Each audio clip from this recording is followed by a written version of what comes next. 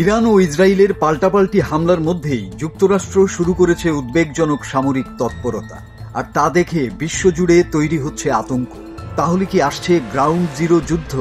এ সন্দেহের যথেষ্ট কারণ রয়েছে। গত কয়েকদিনে অন্তত 30টি মার্কিন ট্যাঙ্কার উড়োজাহাজ ইউরোপে মোতায়েন করা হয়েছে।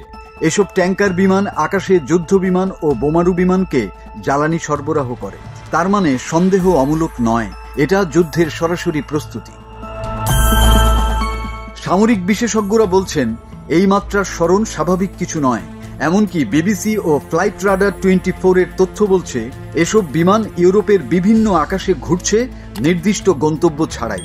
একদিকে ইউরোপের ট্যাঙ্কার, অন্যদিকে দক্ষিণ চীন সাগর থেকে মধ্যপ্রাচ্যের দিকে রওনা দিয়েছে মার্কিন বিমানবাহী রণতরী ইউএসএস লিমিটস, যার সঙ্গে রয়েছে একাধিক যুদ্ধ বিমান, গাইডেড মিসাইল, ডেস্ট্রয়ার ও সাবমেরিন। এটি কেবল কৌশলগত প্রদর্শনী নয়, বরং আসন্ন যুদ্ধের সরাসরি ইঙ্গিত। আর সবচেয়ে ভয়ঙ্কর তথ্য হল যুক্তরাষ্ট্র ইরানের ভূগর্ভস্থ পারমাণবিক স্থাপনাগুলোতে হামলার পরিকল্পনা করছে বলে ধারণা করছেন সামরিক বিশ্লেষকরা। তাদের টার্গেট ফোর্দো ও নাতানজ শহর, যা সুরক্ষিত পাহাড়ের নিচে। আর এগুলো ধ্বংস করতে প্রয়োজন বিশেষ ধরনের বোমা, বাংকার ব্লাস্টার। এই ভয়ঙ্কর বোমা বহনে সক্ষম একমাত্র B-2 স্টিলথ বোমারু বিমান, যার উপস্থিতি ইতিমধ্যেই ধরা পড়েছে ভারত মহাসাগরের দিয়েগো গার্সিয়া ঘাঁটিতে। এই বোমা দিয়ে যুক্তরাষ্ট্র চাইলে নিজ দেশ থেকেও ইরানে হামলা চালাতে পারে।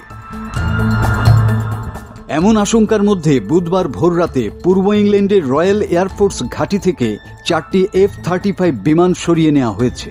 ধারণা করা হচ্ছে এই 4টি বিমানকে মোতায়েন করা হয়েছে মধ্যপ্রাচ্যে।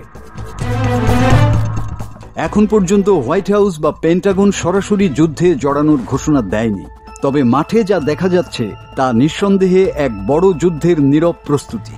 এটা কি ঠান্ডা উত্তেজনার মাধ্যমেই শেষ হবে, নাকি ফুঁসে উঠবে আরেকটি ধ্বংসাত্মক যুদ্ধ? মাসুদ হাসান, বাংলা টিভি।